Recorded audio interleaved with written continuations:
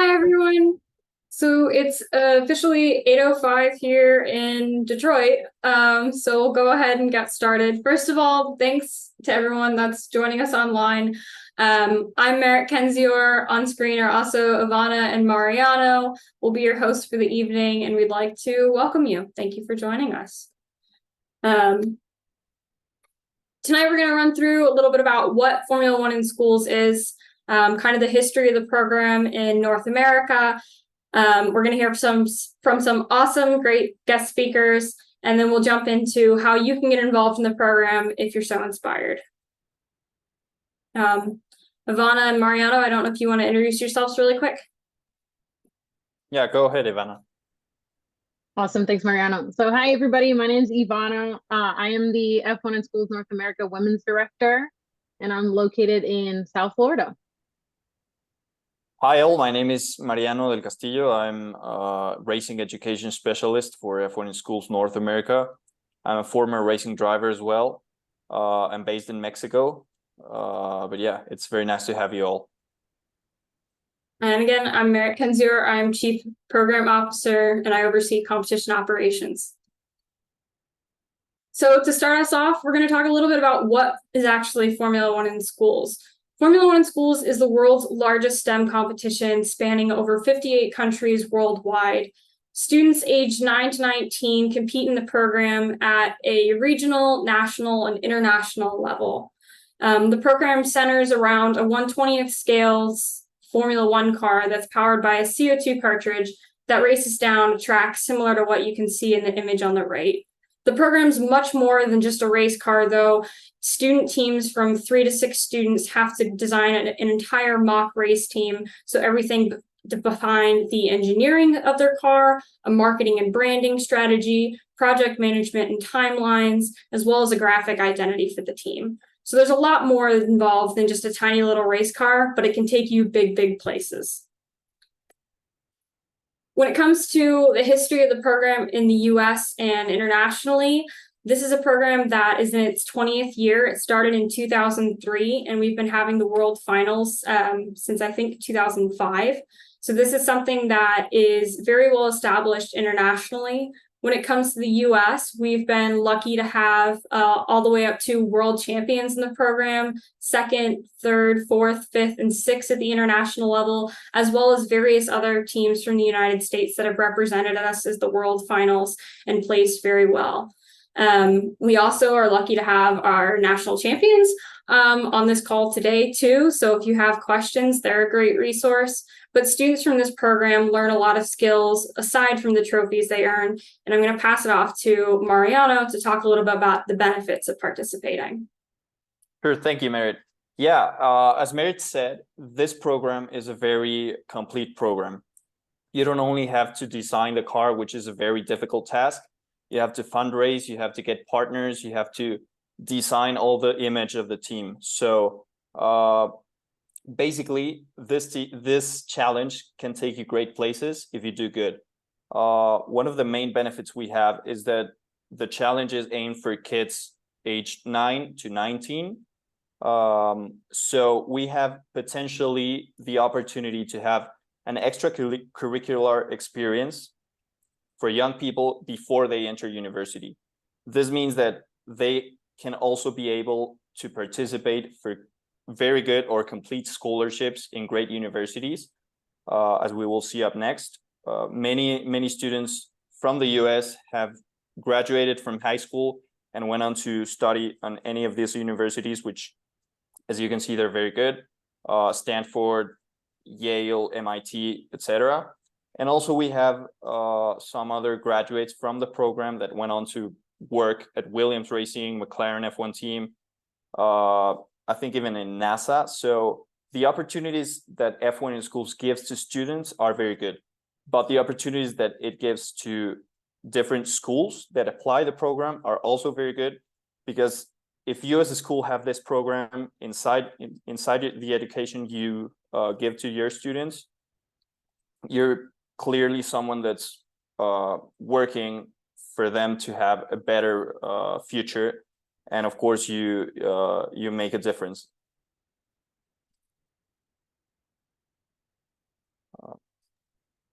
Yeah, and then to kind of get you guys all excited and understand like what is the benefit of joining something like F1 in schools, we have a great list of special guests that we have here today. Both Dr. Alex and Rafa submitted videos kind of giving some of their background information and the experience they have shared and why they see the experience F1 in schools can provide. And luckily we have Maite on our Zoom call today, so she will be answering some questions live. But yeah, to give a brief background on each, Dr. Alex is a former CFD engineer for Red Bull Racing, who, as you guys know, is the current constructor championships for this F1 year. And then we have Rafa, who was a former engineer for Mercedes, also as part of F1. And then Maite, who is the current one of the current F1 Academy drivers.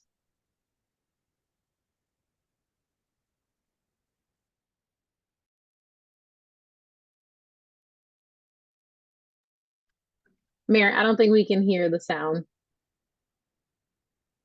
Hi, my name is Dr. Alexandra Stefanescu.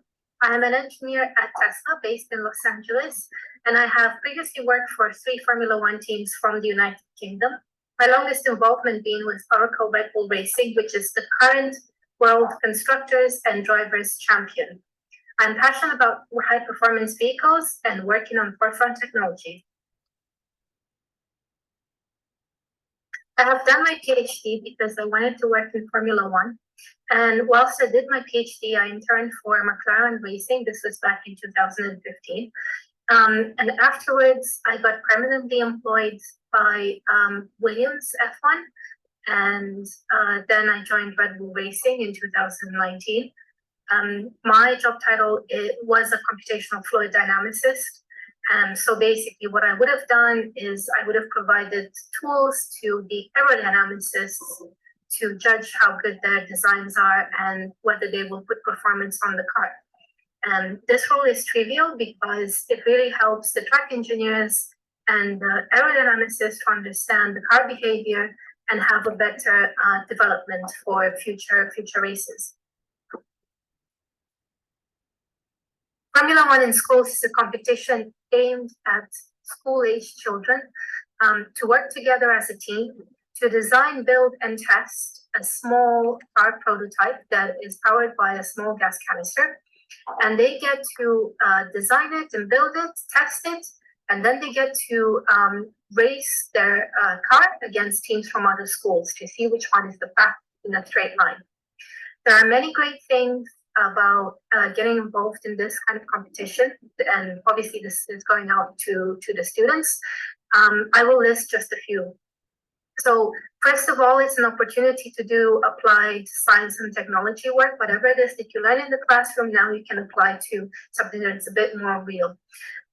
It is an opportunity for early development of skills that are going to be useful to the students when they go to further study or when they start to get a job in industry, regardless what the industry might be. So we can teach you things like leadership, time management, and teamwork. Thirdly, if you are interested in racing, it's a great thing to add it to your CV as a very good, relevant extracurricular activity. And finally, you get to experience all aspects of working in a race team. So what is important to remember is that it doesn't just involve students who have an inclination for engineering and technology. To run a race team, you need people who are inclined towards business and media. So being involved in this can provide you with a lot of exposure in other disciplines. And they all are very important to be part of, to actually make a race team work. Finally, I would like to take this opportunity to tear down some myths about working in Formula One. So I would say there are always 2 things you should remember. It is not as exclusive as you think.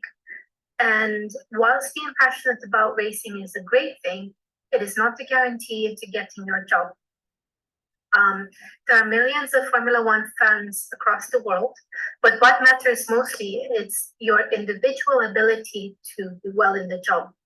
So you don't need to remember every race or every corner or anything about Formula One history necessarily.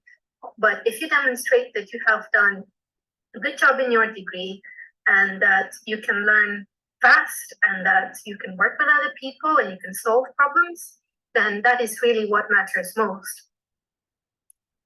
So on the exclusivity side of things, again, it's not for people who come from a specific list of top-end institutions, and it's not just for the golden boys and golden girls. It is for people who have demonstrated that they can do a very good job in their technical field, they can learn, and they can solve problems.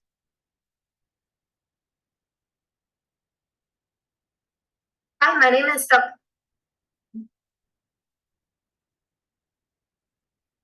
And now we'll hear from Rafael.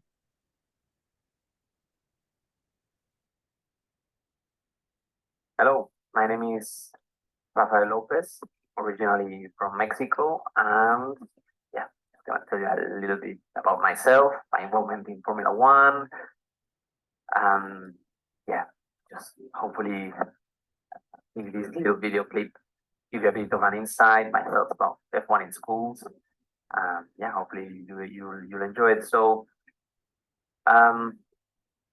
yeah, I'm been involved in Formula One for the last 11 years, part of the Mercedes-AMG F1 team. I've had the great opportunity to work in few roles within the company. So I started as a wind tunnel technician, running wind tunnel tests for the Formula One team, for other customer Formula One teams, and also some other forms of motorsports like Le Mans prototypes, or GT cars, or just a good variety of things. So that was a great experience. That was a good first opportunity to get my foot on the door and start my career in the industry. So from there, I moved into a small design team within the aerodynamic department. So mainly looking after the mechanical and instrumentation side of things of the aerodynamic models. Yeah, using or implementing new technologies to be able to hopefully find those small gains that will also hopefully transfer into the track and gains of few tenths of a second. So that was my second role, and then the third role was project engineer as well. So the role naturally evolved, and then yeah, we're just overlooking bigger projects from from having nothing to having something. So from design, production, yeah, the whole manufacturing, assembly, maybe testing some of the items if they needed to be, and the final implementation of the project. So that's a little bit of my career. With regard to my involvement in F1 in schools, so very recently joined F1 in schools North America as an advisor, and hopefully I can transfer some of my knowledge and passion and about F1 and technology. So yeah, hopefully you can ask me some questions. We'll find ways of communicating in the future, but it's just a little introduction, and hope you enjoy it. Then with regards to, for example, what benefits I see of students participating in the program, I think it's a great opportunity to develop very similar skills that I have used in my career so far. I think the approach towards problem solving is the same. The basic concept of F1 in schools of having starting with a rule book, and within those constraints, basically build a full program and a car and everything around it is very, very similar.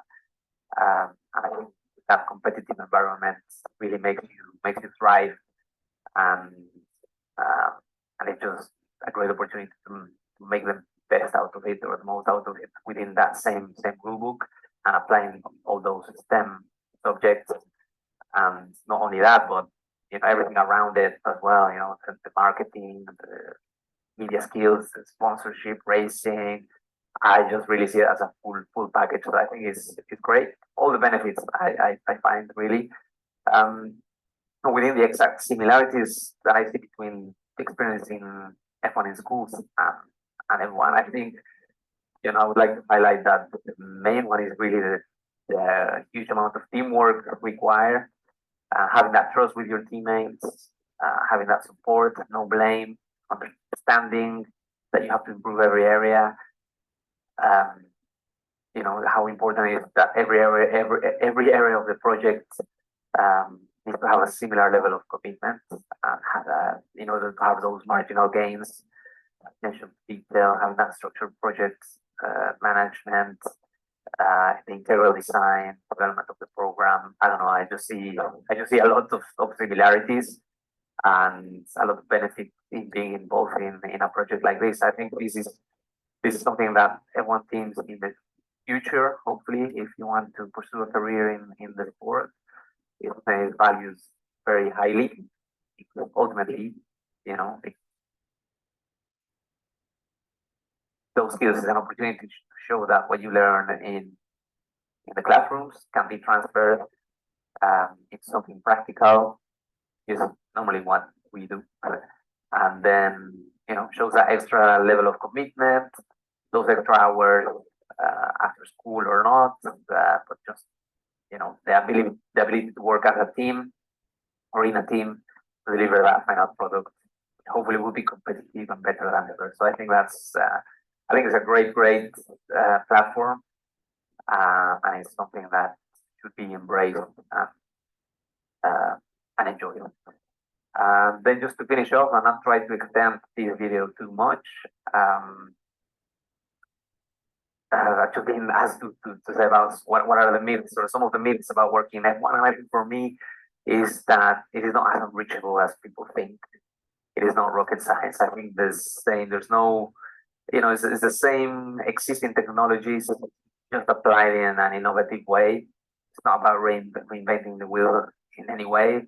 It's just finding those innovative solutions, putting it all together within that same rule book, and hopefully together with a great team in those, the end result will be positive and hopefully end up with are faster than others, a project better than the others. So yeah, I don't think it's also as secretive as some people think. It is also, saying that I think it is still quite important to keep some things where you think you have an advantage over the competition with tight lips. But then once you are out on track, everything is pretty visible, and the cat is normally out of the bag. Everybody's able to see it. So yeah, I just overall don't think this as too or as secretive. Overall, I'm a bit wrong. That's a little bit of an intro, a little bit of a video clip. Hopefully you enjoyed it, and we'll hopefully see you soon. Thank you very much.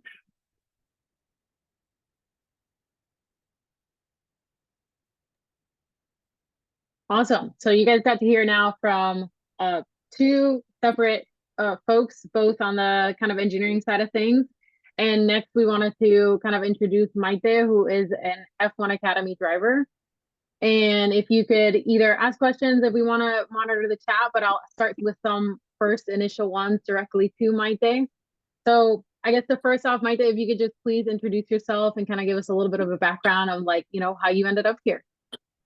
Well, hello everyone. Hola todos. I have seen that there are some Spanish-speaking people, so I also wanted to greet them. Thank you for the invitation. It's really a pleasure to be here and speak with you. I really like what you're doing. So, we'll be talking about that. Now I'm currently competing in the F1 Academy with Campus Racing.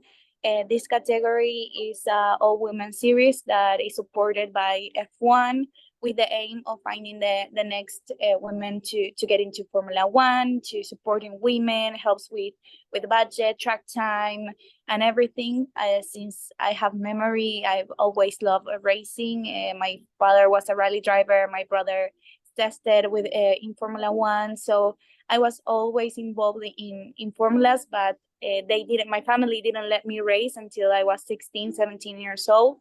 So I've been racing for 4 years now. So I'm quite excited to be jumping in and racing in Europe. It's really a dream come true. I think it's the story and everything that we'll be talking about is really about this hard working and getting your dreams. And I think F1 schools wants to approach that it could be possible to fulfill your dreams, get into racing. I was old when I started, and I wanted to get into the Formula One ladder. I did some 2 years in karting in Uruguay, and then I jumped into Formula 4, got some podiums, and then I was called to race in the F4 in United States, and now I'm here. Yeah, no, thank you. Thank you so much again for being here. But yeah, to start off, I guess now that you've kind of seen what F1 in schools can provide, how do you see the benefit, one from a racing perspective, but also from an engineering background, since I know you're pursuing your engineering degree, how you see the benefit of doing something like F1 in schools in the age range that the challenge is targeting? Well, basically, I found it really interesting about F1 in schools that it prepares you on what you need to expect for these years in a progressively way in coming into Formula One. You're getting involved, you're getting the amount of pressure that Rafael was talking about, working in teams, how you need to know like so much stuff, and it's just, yes, of course, you need to be, you're in a sport with a lot of high level, lots of pressure and everything, but it's something that you can work on with hard working.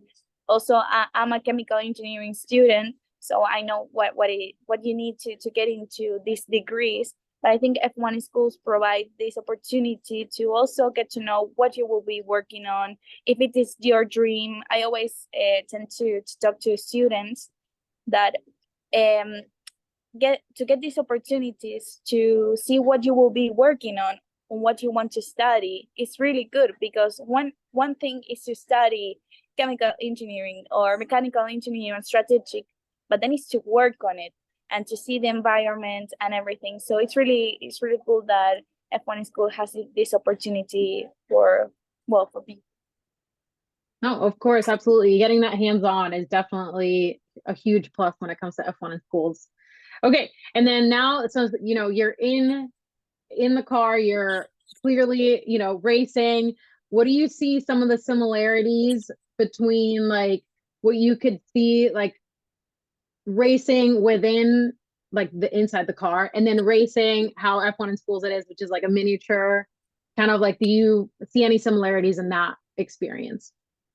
Yes, I think there's a lot of similarity. Of course, it's actually not quite the same, but how it's planned and how you need to work on the same amount of, because this is your passion. If you like racing, it's more about passion, because it's always, you need hard work and to put hours into it, and then you got problems, and I think F1 schools have the same problems that maybe we get it on track, and to solve it with your engineer and everything. So I think on those kind of things, it prepares you. You're not in the same atmosphere, but you're having the same issues, you're having the same technical problems. You need to speak with your teammates, your engineer, those kind of stuff that you will work on it on the future.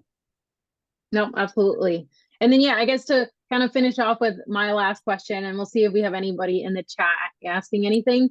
A big thing was like the questions that we asked both Dr. Alex and Rafa was like the myths in F1. I think people foresee F1 being so far away or being so out of reach. So I kind of wanted to ask you the same questions, like what are some of the myths you see within F1? The what, sorry, that it got the myths. So like what do you see as like not real? Like people might think like, oh, it's very exclusive, but like in reality it's not necessarily.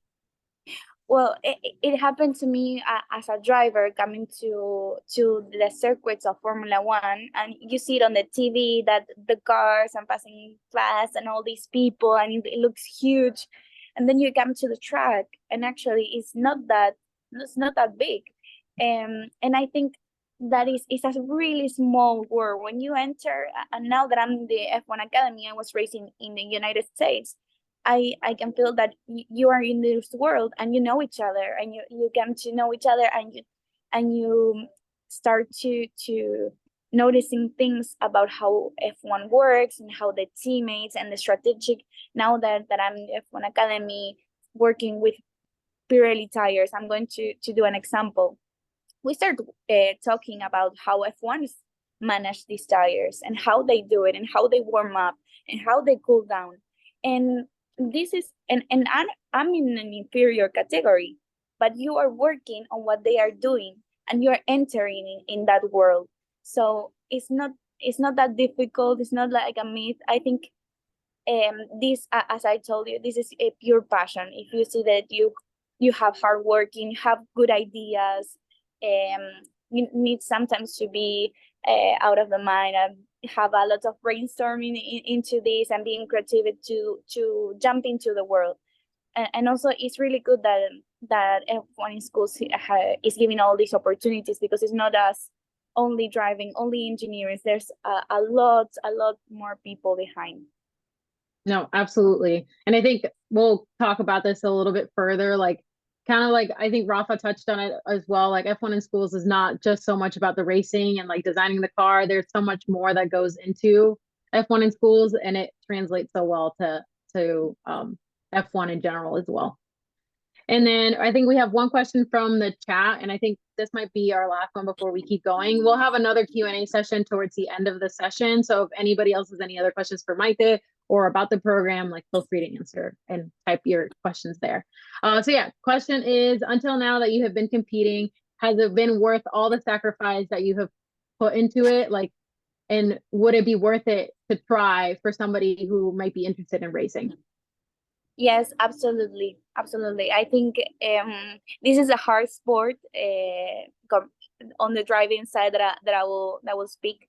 This is a really hard sport when you get in the car one time in a month, probably, or if you get some more, even luckier. It's really expensive and everything. So you're working all year round to get into that time of the month to get into the car. But I always say, when I put my helmet, and I came back from the Circuit of America, I'm in the hotel because we did the seat feed today because tomorrow we have testing. And I was there and I was like, thank God that I'm doing this. And all these years of sacrifice, of missing my family and working hard for my dream has totally been worth it, because I really love what I'm doing. It's like that. Sometimes you have ups and downs, but it's racing and it's my passion. So yes. Perfect. No, thank you so much, Maite. And like I said, we'll have a Q&A session again towards the end if there's any further questions you guys would like to ask her. But Mara, back to you. Awesome. Thank you so much, both of you. So now we're going to jump into a little bit more about how you can get involved with F1 in schools. You've heard about some of the benefits, not only at the school level and at the student level, the skills you can learn, the college acceptances it can help you with, the careers. How do you actually get involved?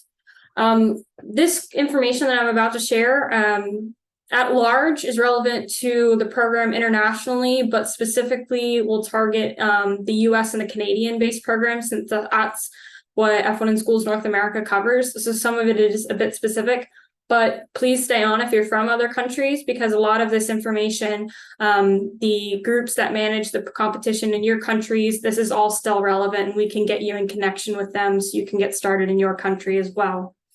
So as we've already mentioned, the competition is for ages 9 to 19 and for student teams of 3 to 6 students. One of the caveats with that is we also have a primary class program for students that are younger than 9 that involves paper cars where they can get involved at the classroom level, and more information about that can be found on our website. But for the development in the professional class, it involves designing, manufacturing, and racing 2 1/20th scale cars, like we mentioned, developing all the branding materials and the engineering portfolios that kind of defend the design and the reasons why the engineers made those decisions, You have to develop a verbal presentation to share at competition that talks about your team and what you've done to prepare for competition.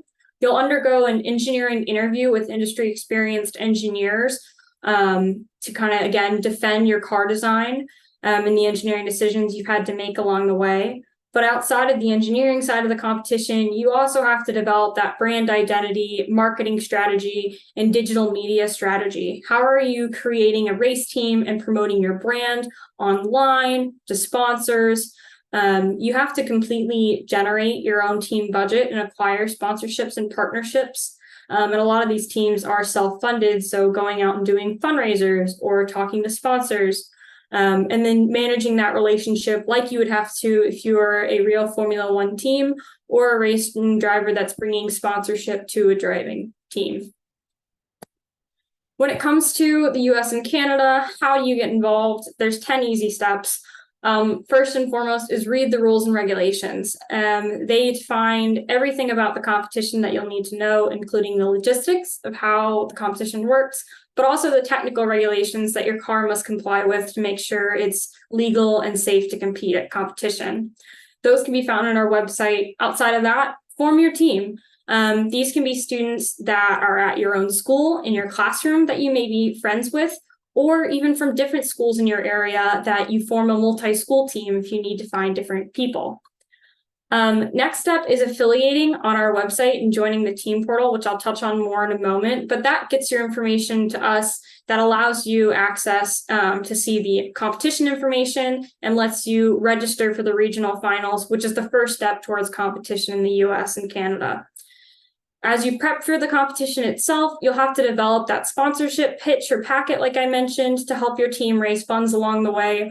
Your engineers on the team will have to design and make and manufacture your F1 in Schools car, while your enterprise team, so your your team manager, your resource manager, your graphic designer, they'll be working on your portfolios, your pit display, and your marketing materials until you go to compete at the regional finals. This year, our regional finals will be in December, and teams that compete at the regional finals will then be invited to advance on to the national finals, which will be in the spring of 24. From the national finals, that's your first step towards the world finals, which is the ultimate level of competition, where our first, second, and third place teams will be invited to represent the US or Canada at the world finals. Just as a fun fact, we actually just came back from the World Finals that happened last week or 2 weeks ago in Singapore.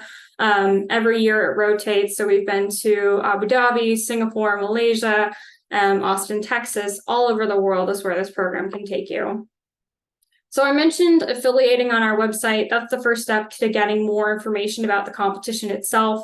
There's different access levels, but what it does is it gets you access to specific formats. So we have different templates on there that you'll need for registration and forms that you have to fill out for the competition itself, access to the registration form, access to the technical regulations, which you obviously need for the competition.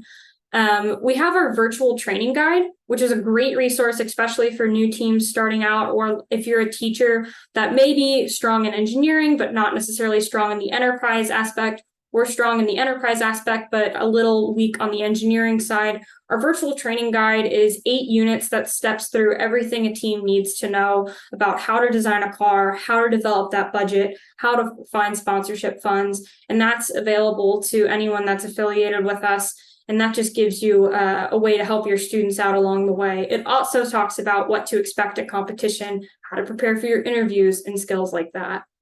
In addition, a lot of teams, or we did have some questions submitted ahead of time about how to connect with teams in your area.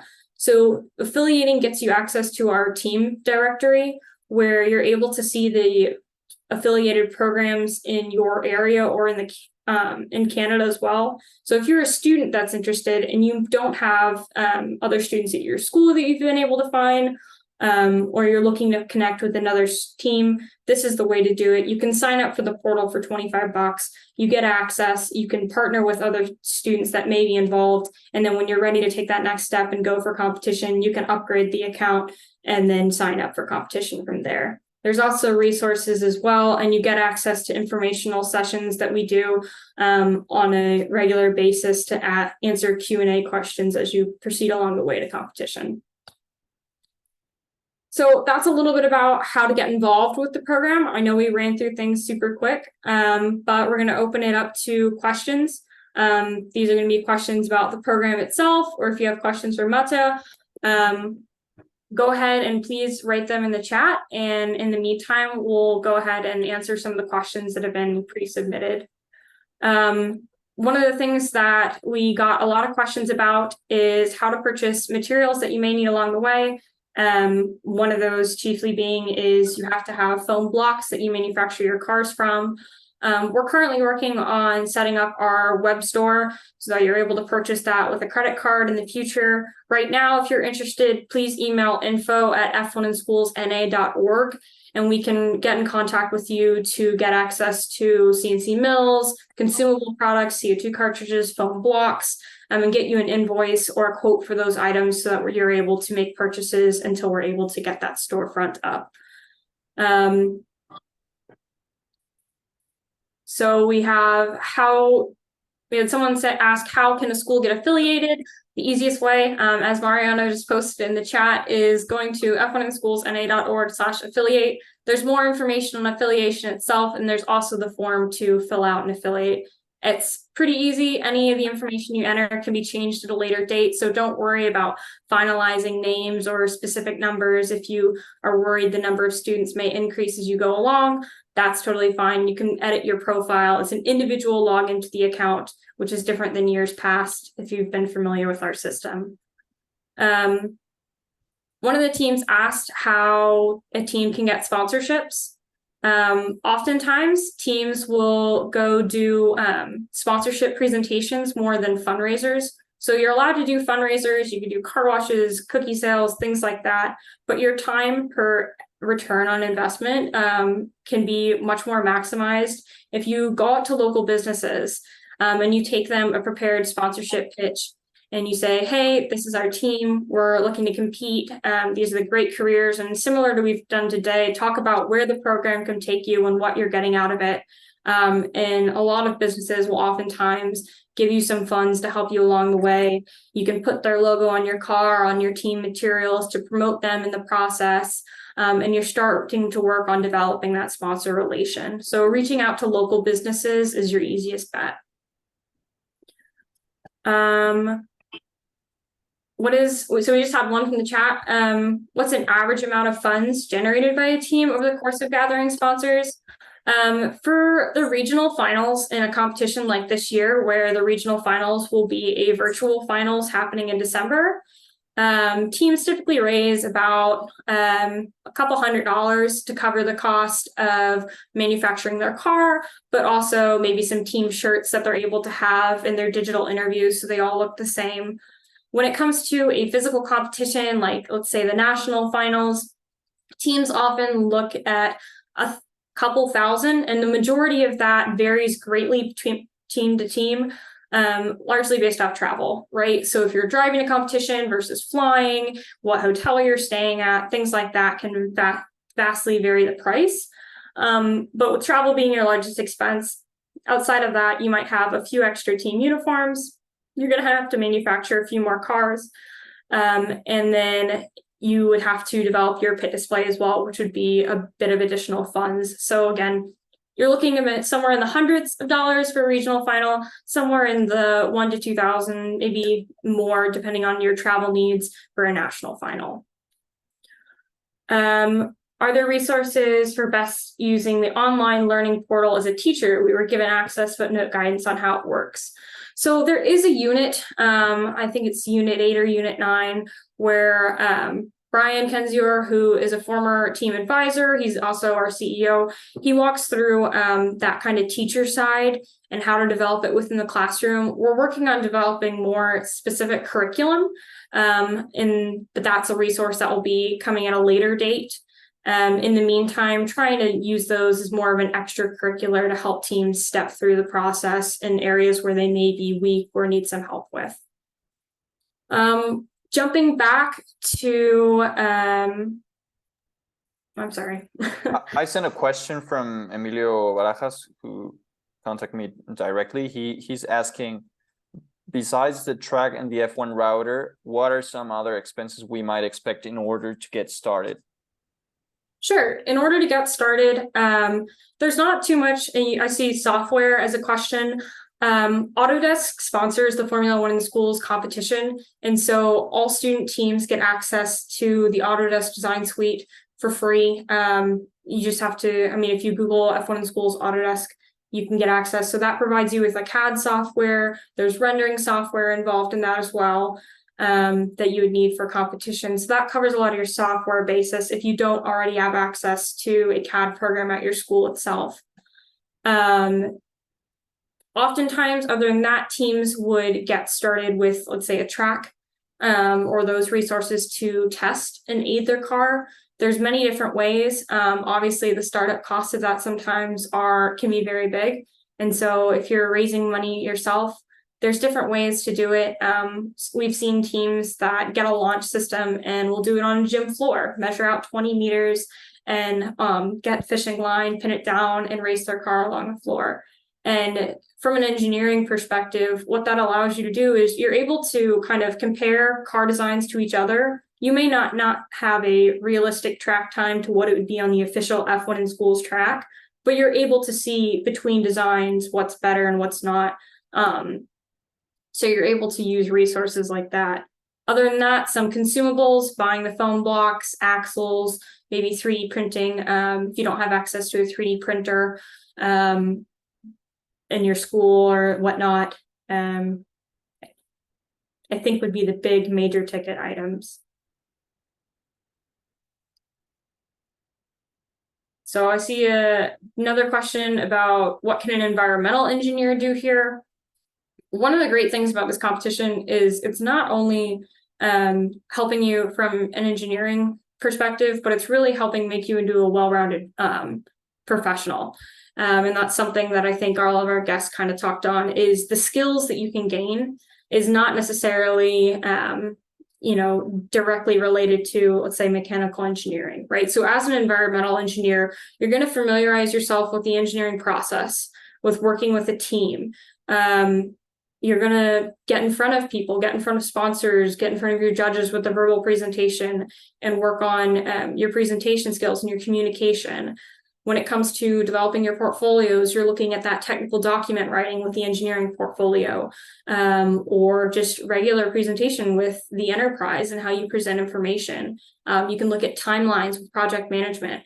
All of these skills can be transferred to any kind of engineering profession, any kind of enterprise profession outside of that, for that matter. So as an environmental engineer, you don't have to focus too much on, there may not be something in a car specific that relates to environment, but there's a lot of engineering side that you can gain from that and skills with that.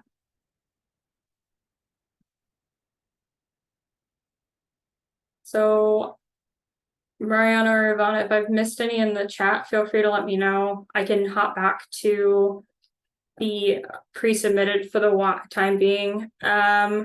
Yeah, I think I was gonna ask if you can touch base on is it like the F1 in Schools is targeted towards high schools, the age. I think we had a few folks on the form submit that they wanted to start a team within a university. So if you could just touch base on that.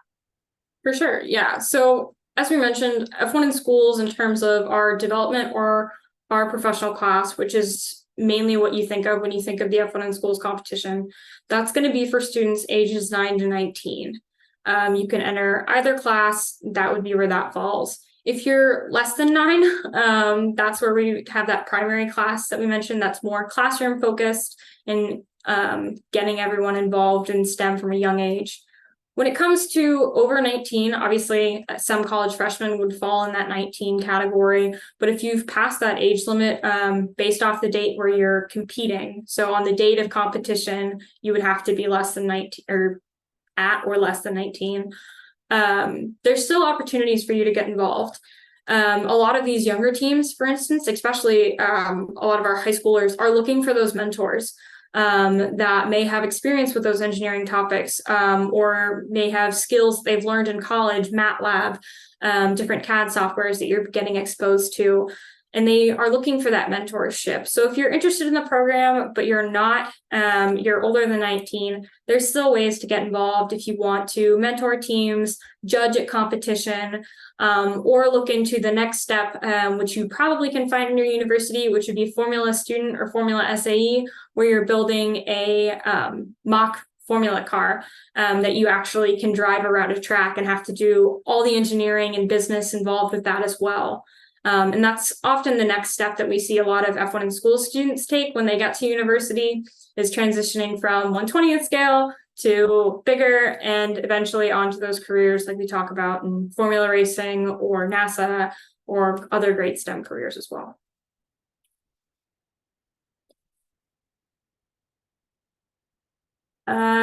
We have, hi, Adrian, I'd like to know if I can participate and I'm 6 years old. Yes.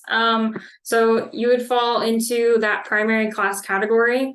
More information on that can be found on our website. If you go to the compete section in primary class, you wouldn't be able to compete in the development of the professional class until you're 9 years old. But primary class is a great opportunity to get familiarized with the competition, start developing that engineering skill set, and start finding other students in your school or your area that would be interested as well. We have one from German. When a team is created, the members must remain the same along the program, or can it be renewed as students graduate from school? If I'm understanding the question incorrectly, correct me. But I think you mean like if you go from year to year, or as students graduate, and let's say you have one student that's graduated and 5 that are seniors in high school, you can still stay on the same team. You can obviously compete until you're 19, and actually you can span across middle and high school as well. So you may have 3 students that are in a middle school, 3 that are in high school. That's perfectly fine. You can have 6 high school students that all go to different high schools, and you're just a communal team. That's totally okay as well. So I don't see any more in the chat. Do we have any for our guest as well, with Formula Academy and racing?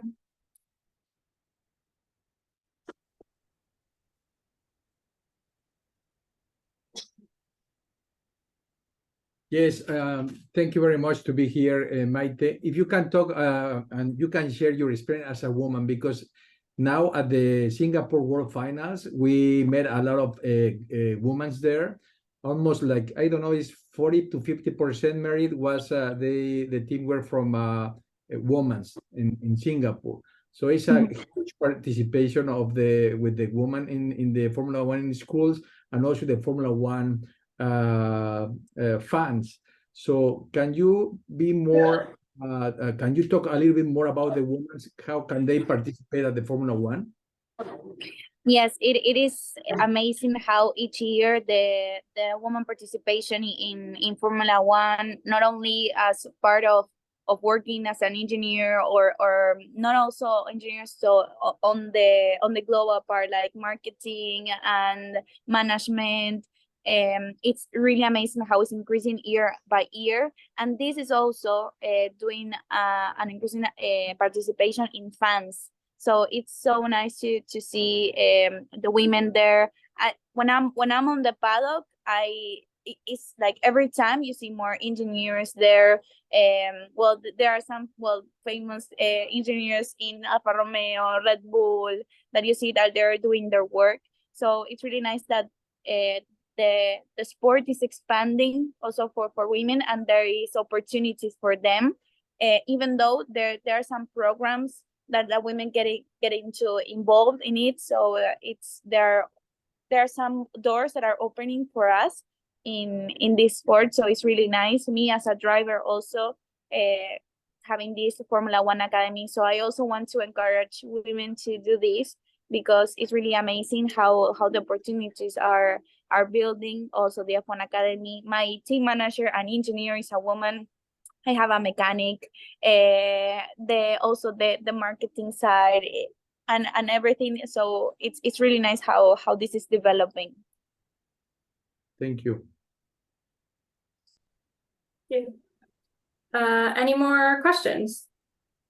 Yeah, I think, Maite, I was going to ask you one more question. Yes. One of the questions that was submitted was, I think from a standpoint of your chemical engineering background, is like, why did you choose that track? Why not go into something more like mechanical, for example, that's like very one-to-one when it comes to racing a car? Yes, I'm not going to lie that I was choosing between those two, but since I was little, I was into chemical all my life, into chemistry. I was liking all about the clinical part, and then when I started racing in motorsport, I realized that I could have an opportunity to combine the motorsports and chemistry, and that's why I said, okay, I'm going to do a chemical engineer, and then I will go into fossil fuels, then I will get into fuels and hydrogen, that there is also a movement there. So yeah, that was my thinking, and I don't want to get apart from motorsports. I think it's a really cool environment, and how this is increasing, because this is not like a book that you have and it is what it is. You work on it and it's not going to change. No, the world is evolving, the technology is evolving. So that is the fun about this sport and racing, that each year, each month, you are bringing something new, something to test, and this is what I like, that is super open-minded. And I want to tell this to the kids, that take advantage of this opportunity, because you never know, if you don't use it if you don't get to the finals, it doesn't matter. You get all the skills to develop, and also to build a team, to talk with the sponsors, like you said, communication, that this is so important. Also, me as a driver, I need to work on this part also, getting to know sponsors, build my presentation to them. They want to have like a specific, I cannot sell to the sponsors the same to everyone. They want something exclusive. So this is all skills that you're getting to your life, but not only for this. So take advantage, because it's a really great opportunity to experience this. So yes, that is what I wanted to add. Sorry. No, thank you. Awesome. Well, thank you guys so much for being here to be guest speakers. We appreciate that a lot, and the time you give and the support you give the program. So we're getting close to the end. Just to kind of sum everything up, thank you guys for joining us. If you're interested in Formula One in schools, I highly encourage you to check out f1inschoolsna.org, where you can find more information about everything we've talked about tonight, affiliation, the primary class program as well. Some important deadlines to keep in mind. If you're interested in competing for this year, the regional finals are going to be taking place December 2nd and 3rd virtually. So it's very easy to participate from anywhere over the US or Canada. And that'll be the qualifier for our national finals that will happen in person in spring of 2024. Registration for that closes November 1st. So if you're interested, go back to your school, find some other students who are interested, form a team, affiliate, and get ready to compete. So we're here to help you along the way. If you have any questions, you can always email info@f1inschoolsna.org, or reach out to any of us as well. So with that, I'm gonna share my email. I think it will be great if we all do, Merit, Ivana, Eduardo. So if you have any question, or if you need maybe like a personal Zoom or anything that wasn't clear for you in this session, you can contact us in those addresses, and we'll be there for you.